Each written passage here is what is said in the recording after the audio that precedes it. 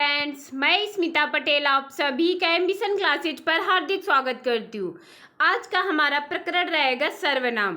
कल हमने आप लोगों को संज्ञा क्लियर किया हुआ है। जिस किसी ने भी संज्ञा का वीडियो देखा होगा तो आज के बाद उसे कभी भी संज्ञा सर्वनाम का टॉपिक नहीं पढ़ना पड़ेगा और कोई भी ऑप्शन संज्ञा सर्वनाम से गलत नहीं हो सकते हैं।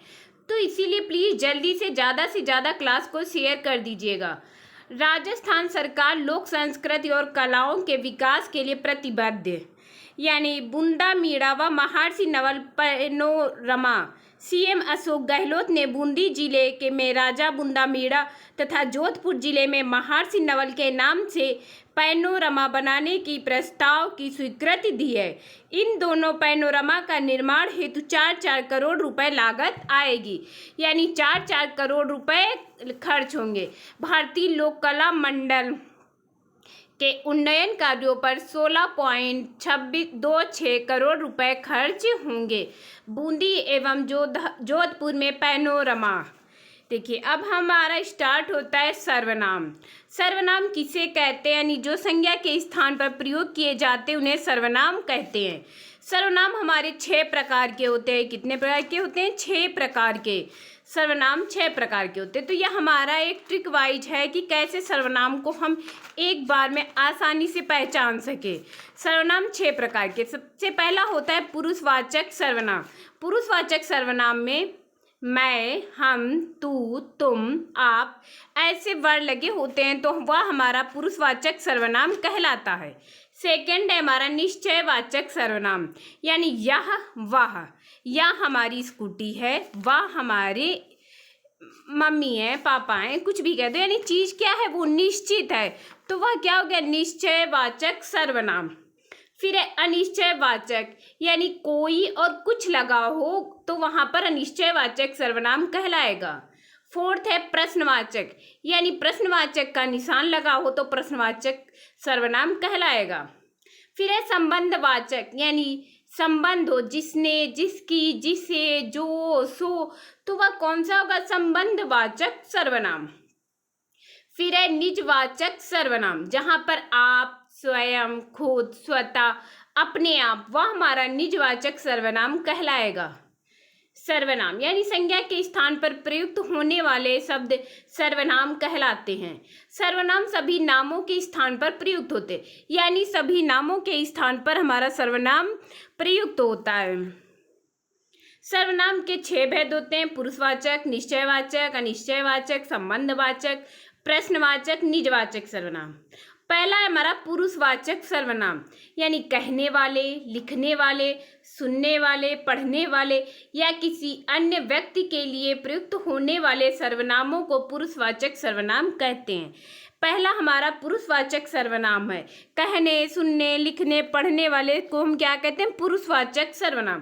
पुरुषवाचक सर्वनाम भी 3 प्रकार का होता है। पहला होता है उत्तम पुरुष।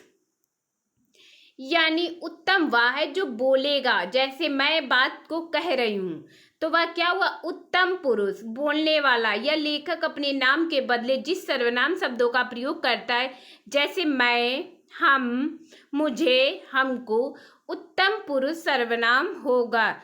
जैसे मैंने उसको चाय दी, मैं उससे बात कर रहा हूँ, तो मैं आया। यानी उत्तम पुरुष पुरुषवाचक सर्वनाम।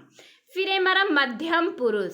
मध्यम यानी बीच वाला, बोलने वाला या पढ़ने वाला। जैसे तू, तुम, तुम्हें। हम किसी से बात करेंगे, तुमने ऐसा कहा था उसके बारे में, तुमने ऐसा क्यों किया, तो तू, तुम, तुम्हें ऐसे वर्ड आते हैं तो मध्यम पुरुष हो जाता है। फिर थर्ड है अन्य पुरुष। अन्य यानी जिसके बारे में बात की जा रही हो। अन्य मतलब ही होता है यानी तीसरा कोई। तो वह, वे, उसे, उनका। यानी पूरा पुरुषवाचक सर्वनाम आप लोगों को क्लियर हुआ होगा। एक पॉइंट हमारा क्लियर हुआ, बहुत ही अच्छे तरह से क्लियर हुआ। निश्चयवाचक यानी जहाँ पर कोई निश्चित संख्या हो। निश्चित संख्या क्यों? निश्चय पूर्वक संकेत करने वाले शब्द को निश्चयवाचक सर्वनाम कहते हैं। इसमें हमारे जैसे यह, वह, ये, वे, इन्हें, उन्हें ऐसे कीवर्ड आते हैं तो निश्चयवाचक सर्वनाम कहलाता है। मेरी गाय यहाँ नहीं है, वह है। क्या है? निश्चय है कि मेरी गाय यहाँ नहीं है, वह है। ये क्या है? वे पेड़ हैं। ये मेरे खिलौने हैं, उन पर बंदर बैठे हैं। तो उन क्या है? निश्चयवाचक। क्या है? ये सब निश्चय है सब। तो कौन सा हो गया? निश्चयवाचक सर्वनाम। सॉरी। थर्ड है हमारा अनिश्चय, जहां पर कोई चीज निश्चित ना हो, कोई वस्तु कोई पदार्थ निश्चित ना हो, वहां पर हमारा अनिश्चयवाचक सर्वनाम कहलाता है। जैसे कोई, कुछ, किसी। वह कुछ नहीं लाया, तो क्या हुआ? कुछ नहीं, कुछ निश्चित ही नहीं है। क्या किसी ने तुम्हारी मदद की, यानी किसी की भी बात की जा रही है, यहाँ पर निश्चय नहीं है। जैसे यहाँ कोई आ सकता है, कौन आ सकता है? निश्चय नहीं है। तो कौन सा हो गया? अनिश्चयवाचक सर्वनाम।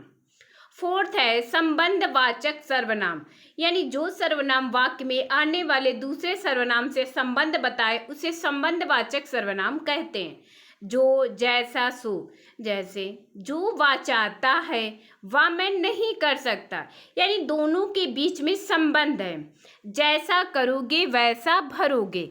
क्या है? जैसा और वैसा, ये क्या है? सर्वनाम है, संबंधवाचक सर्वनाम। जो सोता है सो खोता है, तो जो और सो यहाँ पर क्या है? संबंधवाचक सर्वनाम। जो, वह, जैसा, वैसा, जो, सो, तो क्या है? संबंधवाचक सर्वनाम। फिर है हमारा प्रश्नवाचक सर्वनाम। सबसे इजी यही है कि जिसके पीछे प्रश्नवाचक लगा हो, कौन, क्या, क्या, कैसे, किसको, तो क्या है? प्रश्नवाचक सर्वनाम। फिर है सिक्स हमारा निजवाचक सर्वनाम। स्वयं के लिए प्रयुक्त सर्वनाम शब्द निजवाचक सर्वनाम कहलाते हैं। जैसे स्वयं, खुद, अपने आप। मैं स्वयं पढ़ लूंगा, वह अपने आप आ गया। तो यह क्या है? निजवाचक सर्वनाम। वह अपने आप आ गया, मैं स्वयं पढ़ लूंगा। तुम खुद चले जाना, क्या है? निजवाचक सर्वनाम। तो ऐसे हमारे सर्वनाम पूरे कंप्लीट हुए।